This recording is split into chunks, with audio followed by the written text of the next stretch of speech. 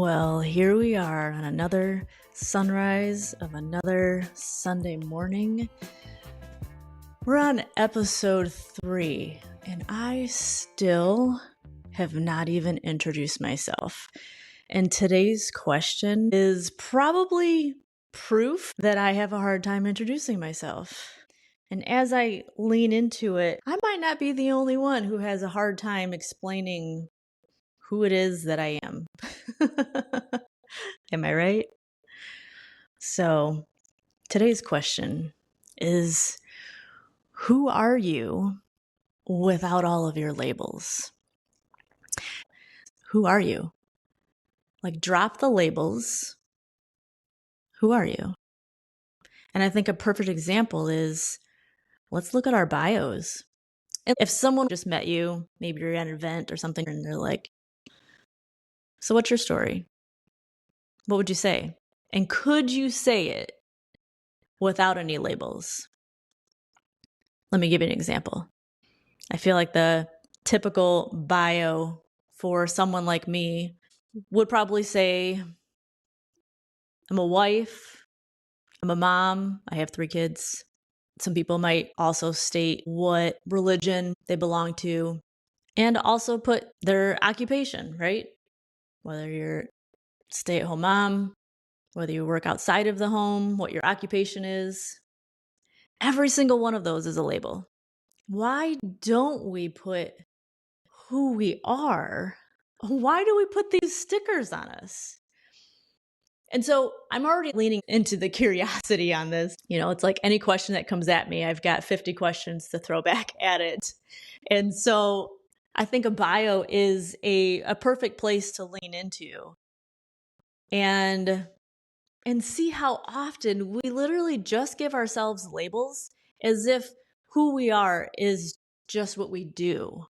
And if you listened to my last episode, you heard me rant pretty heavy about my sarcastic, self-proclaimed obituary writer that I became, right? Now, today, we're not getting into anything like heavy or dark or anything, but it did get me thinking with this question here. I was like, wait a minute, is our bio kind of our like living version of our someday obituary? And that sounds rough and deep and dark, but let's just call the obituary our legacy, because that's what an obituary really is. It's somebody writing your legacy for everyone else to read. What was this person about? And so just kind of leaning into that, how often we read a legacy about, let's say, somebody's grandma. Okay, it's grandma. It's, the label of who she is. Grandma loved her grandkids. Grandma loved the family gatherings. Grandma was the best baker. But wasn't she more than just the labels as well? Wasn't she more than just grandma? Like, did she love mornings? Did she love nights? Did she like a morning drive? Did she love a night drive? What kind of music did she enjoy when she was on her own? What were the conversations that people loved to come to her about because her perspectives on those topics had value? What kind of humor did she like? What kind of humor did she produce? And if we were to write grandma's legacy, or in some of our cases, maybe rewrite grandma's legacy, would we write it a little bit differently now and maybe lean into less of the labels and the typical what everybody says about their grandma's legacy, and maybe turn it into really about who she was? And honestly, I don't think it's that difficult to write about someone else's legacy, to write about what someone else's colorful ways were, their impact is in our life, what their true colors really are, in their most vibrant tones. But why is it so difficult to write our own? Why is it so difficult to even discover and tell who we are instead of what we are? Instead of what we are to everyone else, what we are outside of us. Because if you get on social media today and you just start scrolling through bios, I am positive you are going to see label, label, label, label, label, label, label. And you're really not getting a vibe over who they are. And we are part of them. This is the collective. We are part of the collective. So why are we doing this to ourselves? And why is it that it's episode 3 and I still have not introduced myself? You know, I heard a quote once that says, when we take ourselves seriously, others do too. And I'm not calling this like a serious situation at all. It's just that's how the quote says it. But what that translates into is people see us the way that we see us. Okay? So when we take ourselves seriously, others take us seriously, which translates into, therefore, people see us the way we see us. Therefore, people will write our legacy the way we write about us, aka our bio. So our bio is really the trailer to the legacy that will someday be told and written about us. And if we keep just labeling ourselves and making our value about what we do instead of who we are, our legacy is really at the end just going to say, she was a wife, she was a mom, this was her occupation, and she was really great at all of them, and she loved all of them. Another legacy written another way, as if we're all the same, when you and I know we're not. So I'm actually going to unpack this in real time, and I have a feeling that by the end of this, I'll be wanting to maybe fill in the blanks on what my bio actually is on all of my social media pages. So come on in. Maybe you're going to want to rewrite your bio as the trailer to the legacy that you're bringing into this collective, into this culture, into your favorite people, into the entire impact of how who you are makes you especially unique to those who come into this walk with you, the people who cross paths with you. So let's unpack this. Hi, I am Jen Bullock, by the way. And this is the first time that I am even mentioning my name. I think previously in the past, I used to say, I'm married and I have 3 kids. Or I'm a wife and a mom. But maybe what I meant to say was that because I've been with my husband for now over 31 years, and our kids are 22, 24, and 28, maybe what I meant to say was that relationships are really important as to what I invest myself into. I have found that staying curious, wondering about a human, giving them the space to become themselves, exploring who they are instead of who I think they should be, has been an important role as a wife and a mom. And maybe back when I was working in a salon and as a master hair artist, maybe what I meant to say was that the work I do is so important to me that I nurture that too with curiosity, and I explore and I wonder and I grow my knowledge and expertise in it by treating what I do as a relationship. Yeah. I'm in relationship with what I do in my work. I'm in relationship with my work. I don't want my work to become monotonous and robotic and I can do it in my sleep. And that goes for any work I've done. I eventually became a national and sometimes global educator and coach in my industry. Not because I wanted fame or my name in flashing lights or my face on camera. I mean, look, it's episode 3, and I hadn't even said my name yet. I haven't even introduced myself. And I'm hiding behind a mic where my face doesn't even show up on a screen.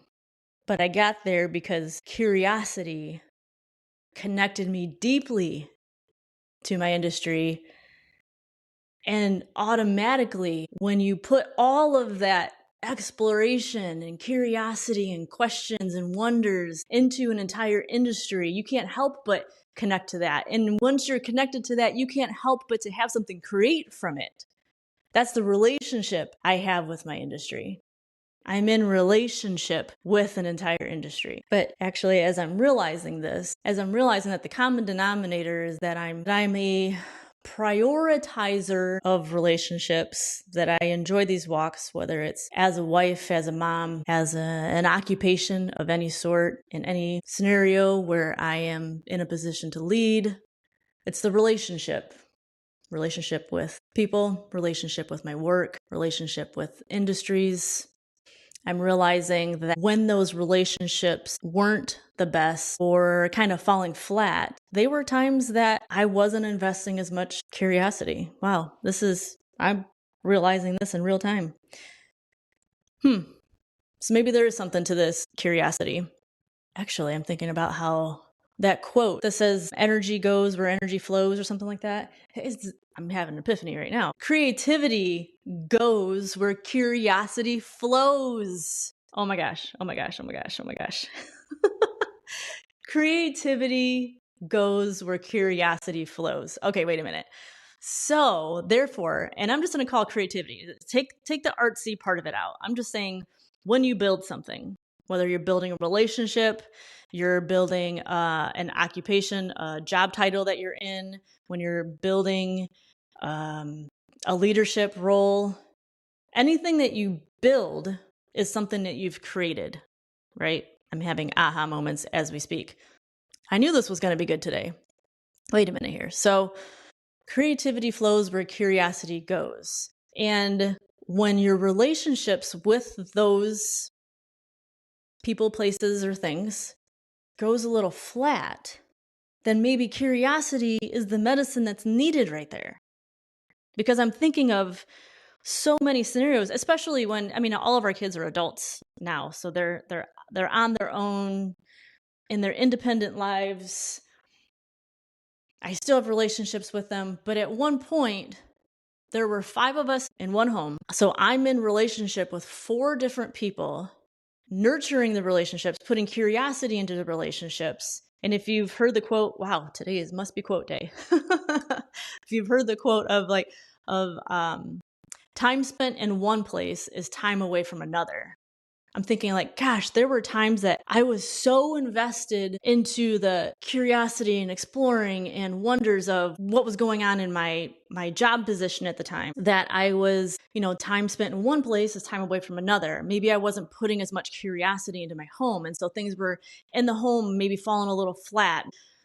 Rules or boundaries or expectations were getting a little cloudy. And so then I would have to increase my curiosity into the home. Or, maybe of my 3 kids, maybe one was needing a little extra time on something that's going on in their life, whether it's academics or sports or their social lives or just identity stuff. So maybe I'm putting a little more curiosity into their space to help them into that. Well, then the other 2, they're not getting as much of my wonder and exploring of who they are and where I'm trying to meet them where they are, right? Same thing, marriage.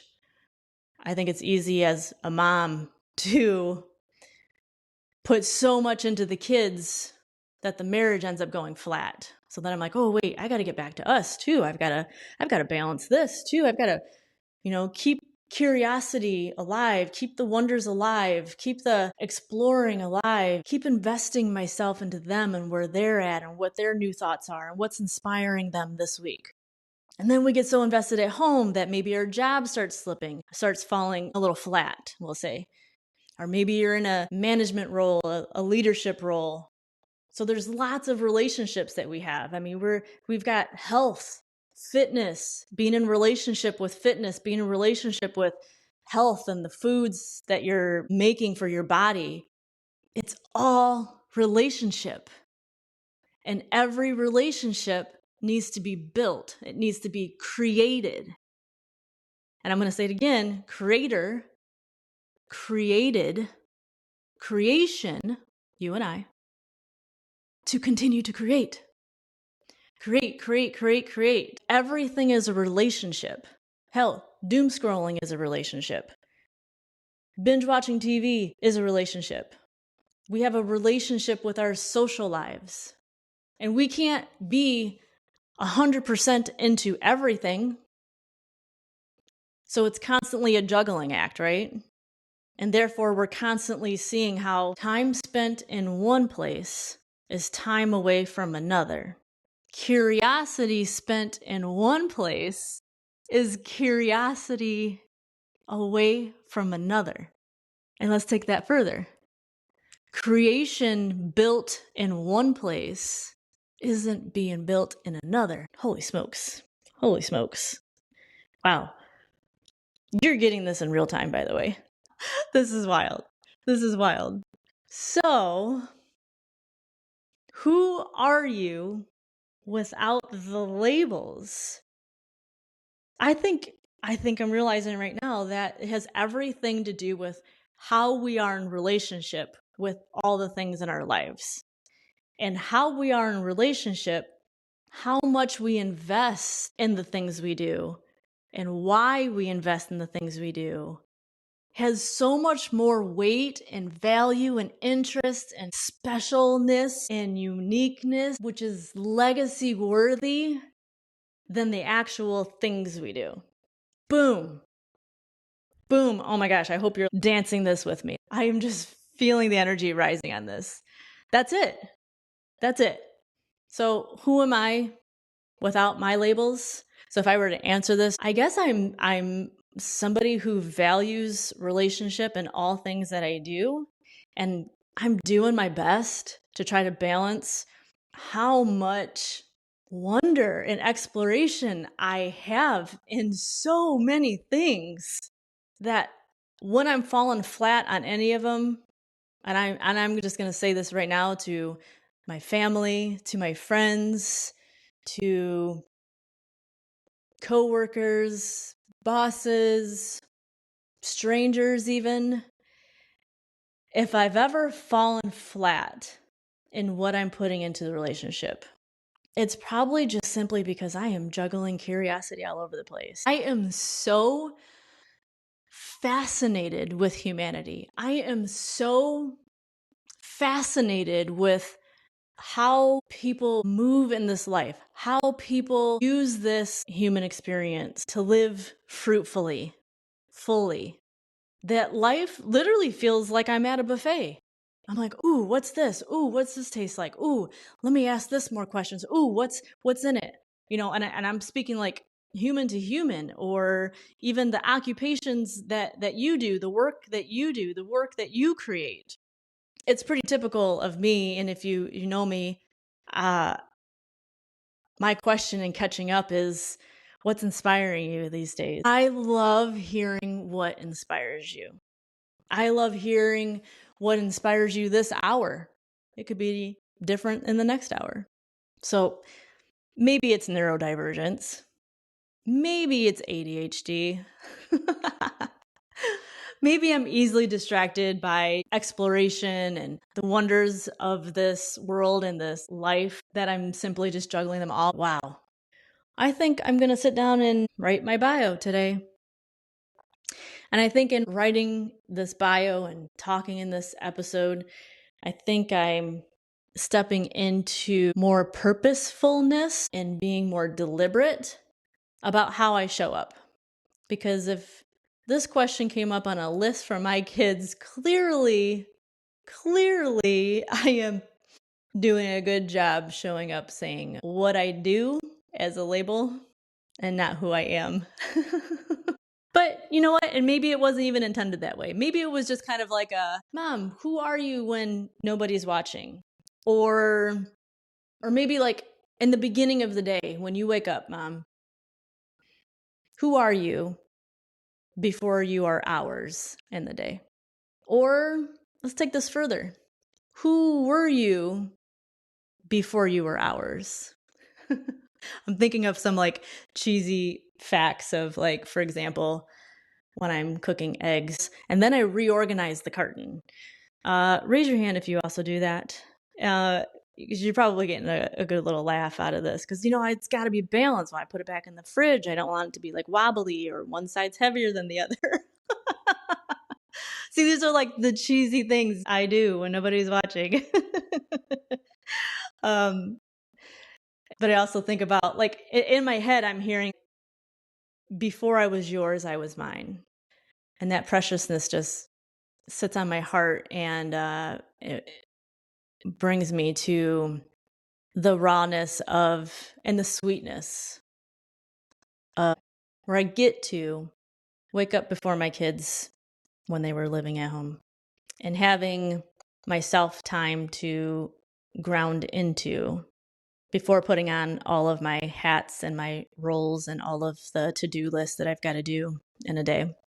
But it also takes me to the sweetness of the purity and childlike and playful like joy of being a child before adulting came along, where I would make up dances in my room. I'd nap on a pile of clothes that I still haven't put away. Or as when I got older and got my driver's license, how my car felt like my vacation, felt like my sanctuary. It was my place where I could sing the songs loud. I could dance. I would be free. I could go for a drive anywhere. My thoughts weren't disrupted. I could drive through nature. I could be inspired by the city, be mesmerized by graffiti. I could guess people's personalities that were walking by what it was that they were wearing. I'd get new ideas over the fabrics and the designs and the colors that people would wear. I'd secretly send energy of love bombs to people that appeared to be needing a little extra love in their life. But not gonna lie, when it comes to driving on the expressway, if I see a bully rolling up behind me and they're bullying the other cars and getting them to move over, I might be known for closing a gap or two every time I see one. And lastly, I've decided I'm solar powered. I need the sunshine. And so when the sun goes down at the end of the day, I'm ready to go to bed. And when the sun is coming up, I need to get up because I don't want to miss a thing, which is probably why I chose to release these episodes every Sunday at sunrise. So here we are.